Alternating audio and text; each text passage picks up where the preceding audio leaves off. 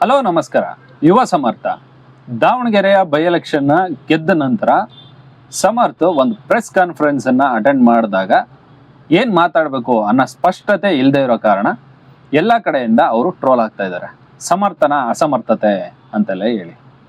But ಆದ್ರೆ ಎಷ್ಟೋ ಸರಿ ಗೆದ್ದಂತಹ ಮಂತ್ರಿಗಳು ಇದುವರೆಗೂ ಕೂಡ ಒಂದು ಪ್ರೆಸ್ ಕಾನ್ಫರೆನ್ಸ್ಗಳನ್ನು ಕೂಡ ಕೊಟ್ಟಿರಲ್ಲ.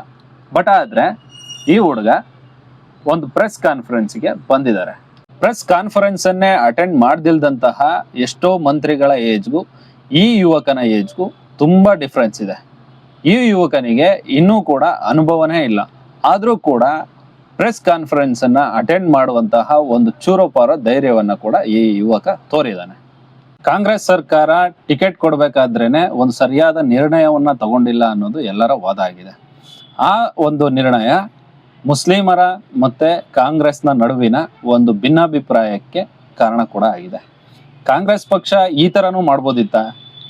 ಏನಂದ್ರೆ ಅದೇ ಏಜಿನ ಒಬ್ಬ ಯುವ ಕಾರ್ಯಕರ್ತನಿಗೆ, ಅಂದ್ರೆ ಪಕ್ಷದ ಸಿದ್ಧಾಂತವನ್ನ ತಿಳ್ಕೊಂಡಿದ್ದಂತಹ, ಪಕ್ಷದ ಕೆಲಸ ಕಾರ್ಯಗಳನ್ನ ತಿಳ್ಕೊಂಡಿದ್ದಂತಹ ಒಬ್ಬ ಯುವಕನಿಗೆ ಟಿಕೆಟ್ ಕೊಡ್ಬೋದಿತ್ತ? ಕಾಂಗ್ರೆಸ್ ಪಕ್ಷ ಒಬ್ಬ ಯುವಕನಿಗೆ ಟಿಕೆಟ್ ಕೊಟ್ಟಿರ್ತಕ್ಕಂಥದ್ದು ತುಂಬಾ ಸ್ವಾಗತಾರ್ಹ. ಇದೇ ರೀತಿ ಎಲ್ಲಾ ಪಕ್ಷಗಳು ಕೂಡ ಯುವ ರಾಜಕಾರಣಿಗಳಿಗೆ ಟಿಕೆಟ್ ಅನ್ನ ಕೊಟ್ಟು ಬೆಂಬಲಿಸಬೇಕಾಗಿದೆ. ಯಾಕಂದ್ರೆ ಯುವಕರಲ್ಲಿ ಒಂದು ಹೈಯರ್ ಥಾಟ್ಸ್ ಇರುತ್ತೆ, ಫೋಕಸ್ ಇರುತ್ತೆ ಅಂಡ್ ವ್ಯೂಸ್ ಇರುತ್ತೆ. ಇದು ದೇಶದ ಬೆಳವಣಿಗೆಗೆ ತುಂಬಾ ಸಹಕಾರವಾಗುತ್ತೆ. ಮತ್ತೆ ಫೋಕ್ ಸಿಂಗರ್ ಆದಂತಹ ಬಿಜೆಪಿಯ ಯುವ ನಾಯಕಿ ಮೈಥಿಲಿ ಠಾಕೂರ್ ಅವರು ತುಂಬಾ ಪ್ರೆಸ್ ಕಾನ್ಫರೆನ್ಸ್ಗಳನ್ನ ಅಟೆಂಡ್ ಮಾಡಿದ್ದಾರೆ. ಅವ್ರಿಗೆ ಒಂದು ಸ್ಟೇಜ್ ಅಪಿಯರೆನ್ಸ್ ಮೊದಲಿಂದನೂ ಕೂಡ ಇತ್ತು ಆಸ್ ಎ ಸಿಂಗರ್ ಆಗಿ.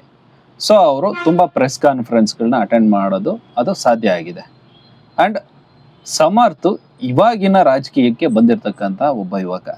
ಪಕ್ಷದ ಸಿದ್ಧಾಂತವನ್ನ ತಿಳ್ಕೊಬೇಕಿದೆ, ಮತ್ತೆ ಹಿರಿಯರ ಗೈಡೆನ್ಸ್ನ ಕೂಡ ಆತ ತಿಳ್ಕೊಬೇಕಿದೆ.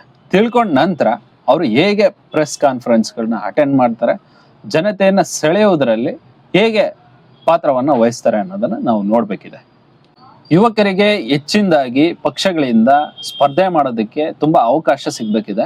ಮತ್ತೆ ಭಾರತದಲ್ಲಿ ಯುವ ರಾಜಕಾರಣಿಗಳು ಒಂದು ಸೆಕ್ಯುಲರ್ ಸಿದ್ಧಾಂತವನ್ನ ಇಟ್ಕೊಂಡು ಬಂದ್ರೆ ಅವರ ಒಂದು ರಾಜಕೀಯ ಭವಿಷ್ಯ ತುಂಬಾ ದೂರ ಸಾಗ್ಬೋದಾ?